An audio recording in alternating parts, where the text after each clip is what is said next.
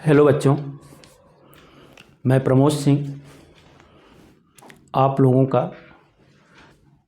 Physics point by PK Singh YouTube channel पर स्वागत करता हूं। देखें, आप इसके पहले वीडियो में I discuss about some questions on the basis of frictional force. Today I also discuss some questions. Here question number first is given: the length of a chain 2bl and coefficient of static friction mu. Compute the maximum length of the chain which can be held outside a table without sliding. Here given that ये chain है जिसकी length L है और suppose करें आप ये कोई table है, ये टेबल है और ये कह रहे हैं कि इस टेबल पर चेन ये है। क्वेश्चन में आपको दिया गया है कि टेबल और चेन के बीच का फ्रिक्शन कोफिशिएंट म्यू है, तो what is maximum length of chain which is hang from the edge of table. ये भी आप कह सकते हैं आउटसाइड टेबल विदाउट स्लाइडिंग, मतलब इसको कितना आप यहाँ लटकाएंगे कि ये स्लिप नहीं करेगा और यहाँ जैसे थोड़ा ज़्यादा होगा ये नीचे आ जाएगा। तो if here total length of chain is L and this length is suppose Y, then this length is L minus Y. Here weight acting downward and here frictional force acting towards left. अगर ये equilibrium में है तो W equal to होगा mu S। बस यही आपको करना है। लेकिन अब इसमें थोड़ी सी बात ये है कि जैसे हमने लिखा the length of chain 2bl and mass लिख लीजिएगा, एंड मास m। चेन का लेंथ L और मास क्या है, m है, ठीक। And coefficient of static friction between chain and table, हमने म्यू लिख दिया है, आप यहां समझ जाएं कि चेन और टेबल के बीच में फ्रिक्शन कोफिशिएंट है। तो at first we write down here mass per unit length, mass per unit length. आप पहले यूनिट लेंथ का मास निकालेंगे। देखें, पूरे चेन का लेंथ L है और उसका मास m है, तो यूनिट लेंथ का मास क्या हो जाएगा, m बाई L। ये यूनिट लेंथ का मास हो गया आपका। अब नीचे जो लटका हुआ भाग है, सस्पेंडेड पार्ट जो है या हैंगिंग पार्ट Y है, तो हम लोग लिखेंगे mass of length Y, therefore mass of length Y and L minus Y, दोनों हम लिख लेते हैं। Y का मास क्या होगा, अगर इस Y का मास हम सपोज करें यहाँ m1 लेते हैं और इसका मास क्या लेते हैं m2, तो हियर m1 इक्वल टू होगा m upon L Y and m2 equal to होगा m upon L minus Y। Clear, बोलो बेटा। देखें, जो m1 मास है इस भाग का है, तो एकांक लंबाई पर यूनिट लेंथ का मास जो है m बाई L है, तो Y लेंथ का मास क्या हो जाएगा m by L into Y, और इधर जो लेंथ बचा है L माइनस Y है, तो उसका मास ये हो जाएगा m अपान L माइनस Y। आप लिखेंगे इन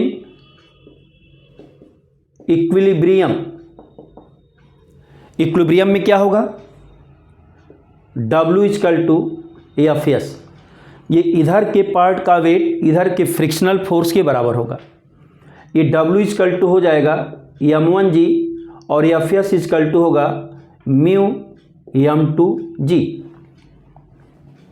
विच इम्प्लाइज एज हियर m1 की वैल्यू आपने लिखा है m/L y into g equal to mu m/L L minus y into g. देखें अब m/L जी कैंसिल कर दीजिएगा, यहाँ से आपको मिलेगा y equal to mu L minus mu y। इसको ट्रांसफ़र करेंगे, y कॉमन हो जाएगा 1 plus mu equal to mu L। देखें इधर माइनस म्यू y है, जब इधर लाएंगे तो प्लस म्यू y हो जाएगा, और उसमें हमने y कॉमन ले लिया है, चाहे तो आप एक बार लिख लीजिएगा y plus mu y equal to mu L होगा। अब इसमें से y जब कॉमन लेंगे आप तो 1 plus mu equal to mu L हो जाएगा, and here y equal to mu L upon 1 plus mu. ये आपका इतना पार्ट चेन का हैंग करेगा। अब कभी कभी क्वेश्चन देता है बेटा इसी में म्यू की वैल्यू दे देता है, क्लियर? तो कहते हैं कि what fraction hanging from the edge of table. इसमें पूछता है कि अगर म्यू की value suppose here mu equal to 0.5। देखिए आपका क्वेश्चन यहीं तक हो गया, जो एक क्वेश्चन पूछा गया है उसका काम यहाँ हो गया। लेकिन अगर सपोज करें friction coefficient mu equal to आपको 0.5 दिया गया है, तो कहता है कि what part of chain hanging, मतलब टोटल लेंथ का कितना भाग, कितना पार्ट हैंग करेगा। अब इसी में सीधे म्यू की वैल्यू रख दीजिएगा, तो देखें y इजकल टू हो जाएगा 0.5 L अपॉन 1.5, 1 प्लस 0.5, 5 3 जा 15, that is y equal to L/3। अब देखें अगर फ्रिक्शन कोफिशिएंट की वैल्यू 0.5 है तो चेन का 1/3 पार्ट हैंग कर सकता है। 1/3 से ज़्यादा हैंग करेंगे तो फिर चेन स्लाइड करना शुरू कर देगा, नीचे जाना शुरू कर देगा।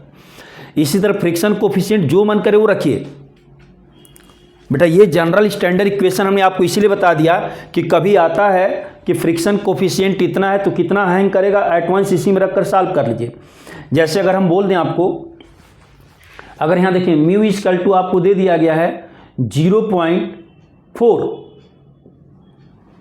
अब यहाँ डायरेक्ट रखिए y equal to 0.4 L upon 1.4, ये वैल्यू हो जाएगी। अगर इसको 2 से डिवाइड करेंगे ये आपका 7 हो जाएगा, तो y इजकल टू होगा 2L अपॉन 7, या इसको भी डिवाइड करना तो डिवाइड कर सकते हैं, तो 2/7 पार्ट ऑफ टोटल लेंथ भी हैंग, क्लियर? तो एक तो आप जनरल कंडीशन जो हमने बताया बेटा इसको कायदे से देख लीजिए, और बाकी कभी भी आपको क्वेश्चन में इस तरह का क्वेश्चन आता है तो तुरंत वेट को फ्रिक्शनल फोर्स के इक्वल करेंगे आप, और रिलेशन देखें आजीवन यही रहेगा, इसमें कोई चेंजिंग नहीं आ सकती, क्लियर? और जब चेंजिंग नहीं आएगी तो इसमें y की वैल्यू हमेशा पूछता है। अब जैसे L की न्यूमेरिकल वैल्यू दे दिया कि चेन की लेंथ 6 मीटर है तो कितना लटकेगा, और फ्रिक्शन कोफिशिएंट दे दिया, तो एट वंस हम लोग जो ये प्रोसेस आपने अप्लाई किया है, यहीं L का मान जैसे 6 दिया है, 6 डिवाइड होगा 2 आ जाएगा, तो 2 मीटर मैक्सिमम हैंग कर सकता है, क्लियर? ओके बेटा, तो इस तरह के क्वेश्चन आपको मिलेंगे। अब जैसे हम लिखें, अगला क्वेश्चन देखें आप, हो गया ना? आप लोग देख लीजिए, जो नोट करना है नोट कर लीजिए। अब अगले क्वेश्चन पर हम चलते हैं। कुछ इस तरह की भी कंडीशन आती है, देखिए, the radius of a bowl, the radius of a bowl is r। कोई बाउल है उसकी रेडियस r है, and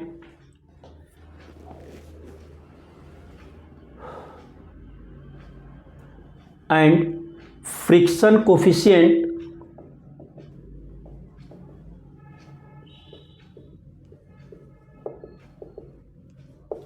friction coefficient between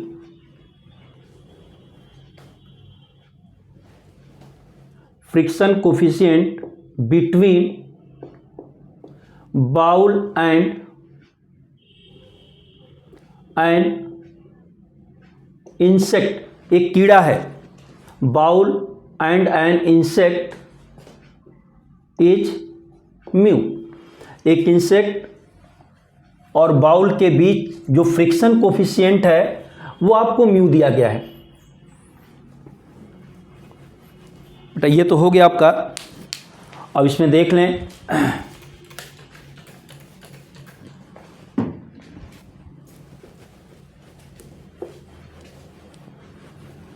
friction coefficient between bowl and insect is mu. The maximum height at which, आप लिखेंगे the maximum height at विच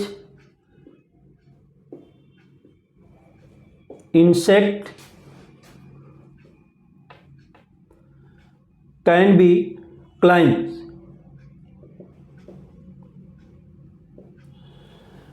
कर जो bowl आपको दिया गया है उसका रेडियस आर है और उसके बॉटम से इंसेक्ट जो है ऊपर जा रहा है, तो कितनी हाइट तक वो जाएगा, चढ़ सकता है कि वो नीचे ना गिरे, क्योंकि उसके बाद जब वो जाएगा ना तो नीचे गिरने लगेगा। अब जैसे देखें आप, यहाँ पर हम ये बाउल लेते हैं, ये बाउल आपका है, इस बाउल की रेडियस आर है, ठीक है। इंसेक्ट यहाँ है और यहाँ से इंसेक्ट जो है ऊपर चढ़ रहा है। सपोज करें यहाँ तक जाता है, इसके ऊपर चढ़ने के बाद वो स्लिप करके नीचे आ जा रहा, गिर जा रहा है। तो आपको ग्राउंड लेवल से यहाँ से ये जो हाइट एच है यही आपको बताना है। क्लियर हुआ? यही जो एच है इसी की वैल्यू आपको कैलकुलेट करके बतानी है कि ये कितनी हाइट तक चढ़ेगा। उसके ऊपर चढ़ने के बाद, उसके ऊपर जैसे क्लाइंब करेगा ये स्लिप करके नीचे आने लगेगा। क्लियर? ओके बेटा। अब देखें आप, here when insect at this point makes an angle theta. Insect अगर यहां जाता है तो उस समय वर्टिकल के साथ ये कितना एंगल बना रहा है? थीटा बना रहा है। एट दैट टाइम यहां से इधर इसका नॉर्मल एक्ट करेगा, नॉर्मल रिएक्शन, और डाउनवर्ड यहीं से इधर इसका वेट mg एक्ट करेगा। If this angle is theta then this angle is also theta. Therefore here mg cos theta and here mg sin theta, and frictional force acting here in this direction. अब आप clear देख लो बेटा, कहीं भी कोई problem है आप बता दीजिए। यही है बस। इंसेक्ट अगर आपको यहाँ पर है तो यहाँ पर इसका वेट mg डाउनवर्ड लगेगा, बाउल के सरफेस का नॉर्मल एलॉन्ग द रेडियस लगेगा, और ये एंगल थीटा है तो ये भी थीटा होगा। आपने करेस्पॉन्डिंग एंगल पढ़ा है, तो इधर इसका mg का जो कंपोनेंट इधर होगा mg cos थीटा होगा, और इधर जो कंपोनेंट होगा mg sin थीटा होगा। और फ्रिक्शनल फोर्स आपका फॉरवर्ड डायरेक्शन में यहाँ पर दिखाया गया है। क्लियर हुआ? कुछ समझ में आया? बोले जहाँ दिक्कत है, हैं? ओके बेटा। अब आप देखें, अगर ये इक्विलिब्रियम में है तो n किसको बैलेंस करेगा? mg cos थीटा को। और Fs किसको बैलेंस करेगा? mg sin थीटा को। क्लियर? ओके। तो यह फिगर आप पहले दिखाएंगे इसके बाद हम लोग वही लिखेंगे इन इक्विलिब्रियम। अगर हम इक्विलिब्रियम में हैं तो n इक्वल टू होगा mg cos theta and FS equal to होगा mg sin थीटा। बट आप लोगों ने क्या पढ़ा है, FS equal to mu N या म्यू एस एन, जो भी आप लिखते हैं, या म्यू है तो म्यू एन कर दीजिएगा। हियर वी राइट डाउन, इन दोनों को आप इक्वल कर दीजिए। देखें, या इनको लिख लीजिएगा, इक्वेशन फर्स्ट इक्वेशन सेकेंड आप लिख दीजिएगा यहाँ, from equation first and second. Equation first और सेकेंड से ये एफएस की वैल्यू क्या आपकी है, mg sin theta equal to mu है, और n की वैल्यू आपको दिया गया है mg cos थीटा। देखिए mg कैंसिल हो जाएगा आपका, यहाँ से आएगा tan theta equal to how much, mu. अब देखिए आप फिगर में आ जाए, यहां देखिए ये हाइट h है, तो इधर आपको मिलेगा r माइनस h, और ये हमको मालूम नहीं है क्योंकि tan थीटा इक्वल टू होता है परपेंडिकुलर अपॉन बेस। इधर आपको मालूम है कि रेडियस r है। अगर आप इसको x मानते हैं तो पहले हमको x मानना पड़ेगा, तो आप लिखेंगे फ्रॉम फिगर, फ्रॉम फिगर। देखें x इक्वल टू क्या मिलेगा आपको, under root R square minus R plus H का होल स्क्वायर, ये वैल्यू आएगी हमारी। अब यहाँ से इसको आप लिख सकते हैं x इक्वल टू, ब्रैकेट अगर खोलेंगे तो R square minus H square plus 2rh, ये अंडर रूट में है, ये आर स्क्वायर कैंसिल हो जाएगा। क्लियर? या एक तरीका और है, फिर भी तो हमको निकालना ही पड़ता, साइन थीटा कास थीटा की वैल्यू भी रखकर हम लोग सॉल्व कर सकते हैं, लेकिन अगर वो ऑर्डर नहीं है तो फिर आप इसी तरह करना पड़ेगा। देखिए ये वैल्यू आपकी हो गई। अब x इक्वल टू मिलेगा आपको under root 1 minus H square plus 2rh। Clear? And tan theta equal to होगा perpendicular upon base x upon r minus h. Here tan theta equal to mu.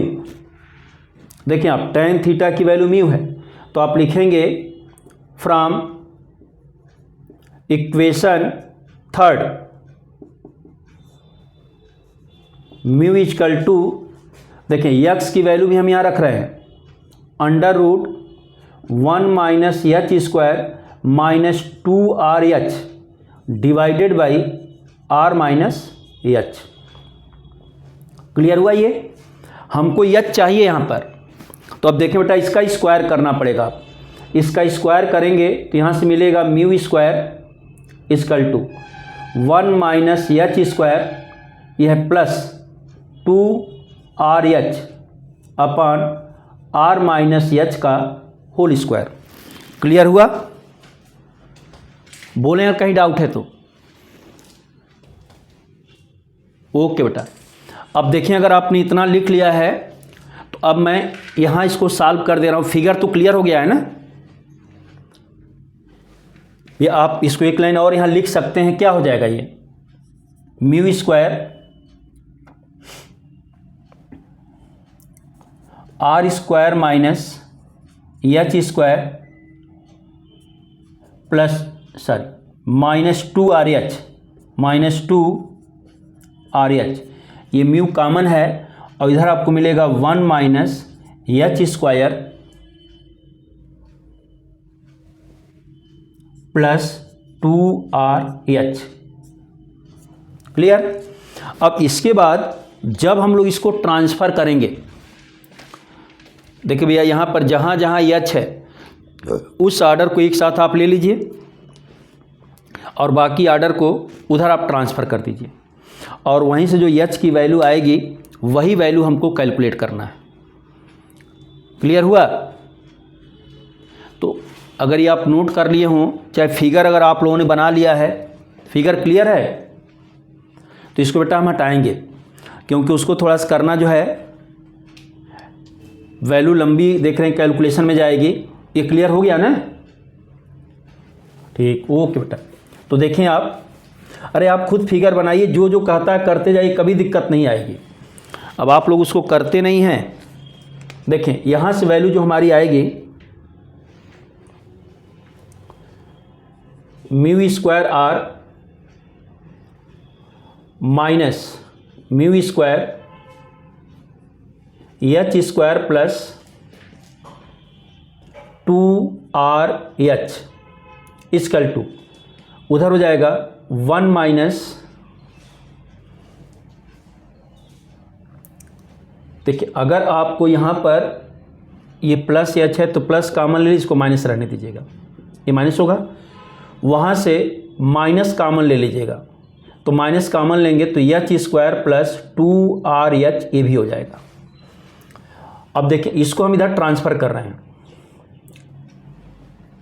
और इसको इधर भेज दीजिएगा, तो देखिए म्यू स्क्वायर कॉमन हो जाएगा, ये इधर आएगा तो प्लस हो जाएगा, इधर आएगा तो ये क्या होगा, प्लस हो जाएगा। तो आप लिखेंगे एच स्क्वायर माइनस 2